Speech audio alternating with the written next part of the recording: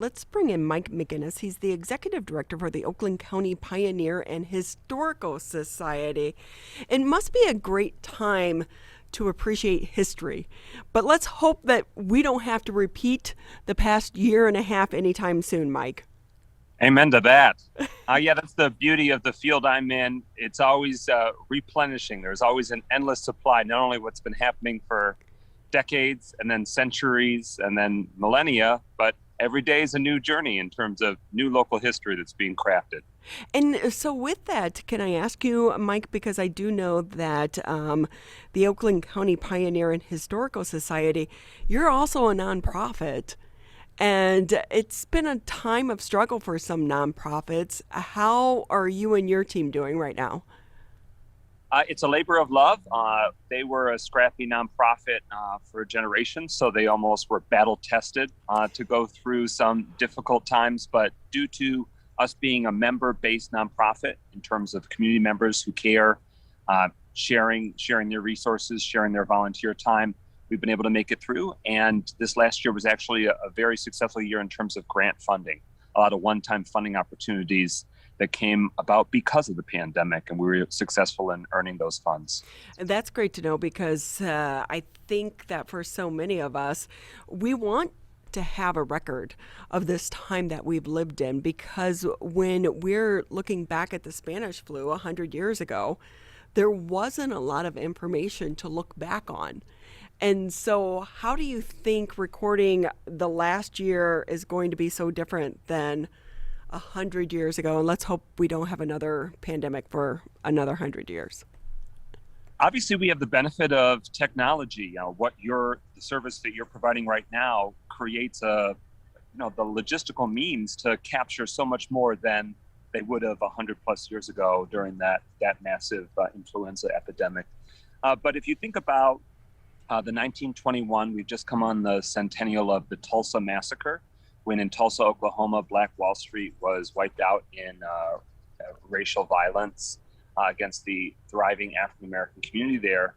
It really has only been able to fully know what happened 100 years ago because shortly after it happened, somebody that was witness to that massacre took the time to write the book and, capture those stories. So in a less dramatic fashion, but still very important to our local community, that's the role we try to fulfill every day and with every chapter. So with the oral histories for those during the pandemic, we've partnered with Oakland University to save and document those stories.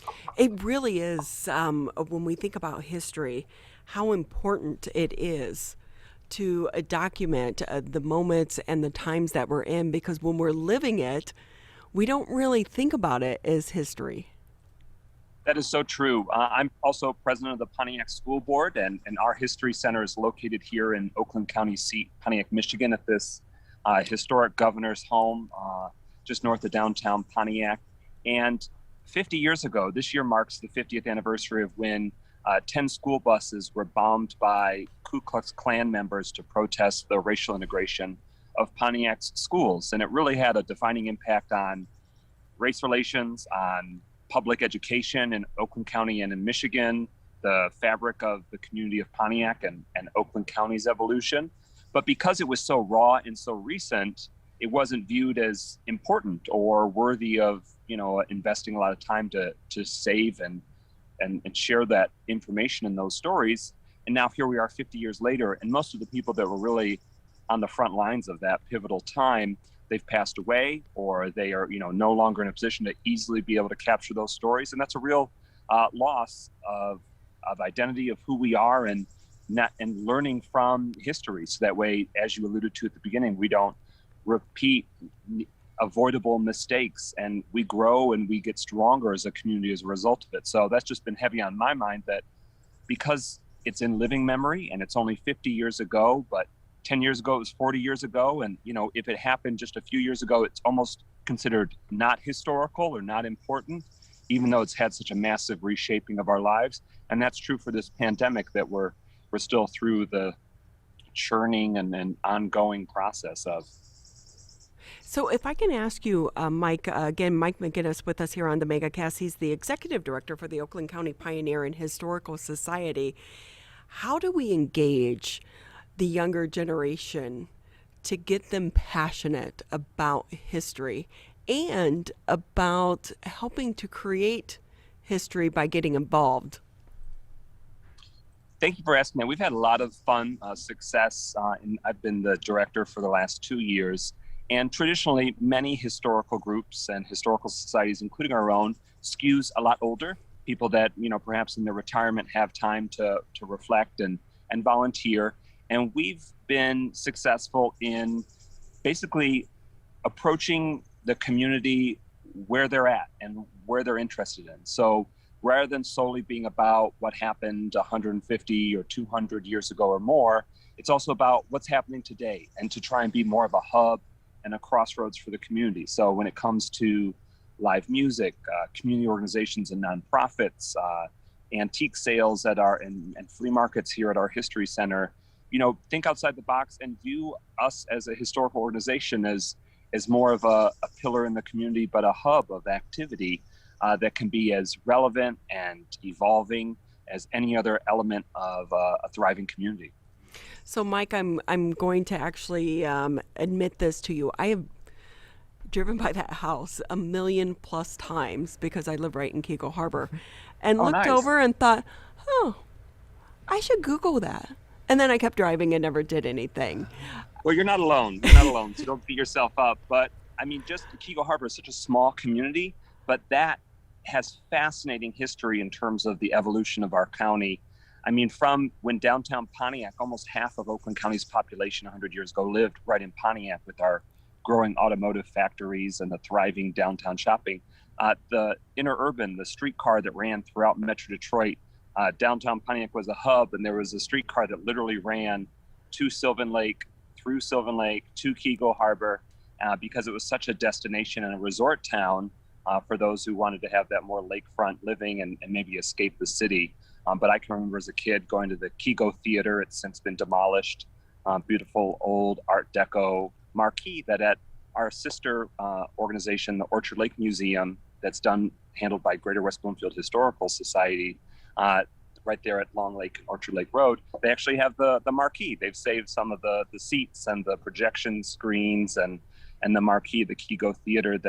That's what we do, is we try and capture and save and then celebrate those special elements that are very unique to all of the communities throughout Oakland County, and that's true throughout Michigan with other historical groups.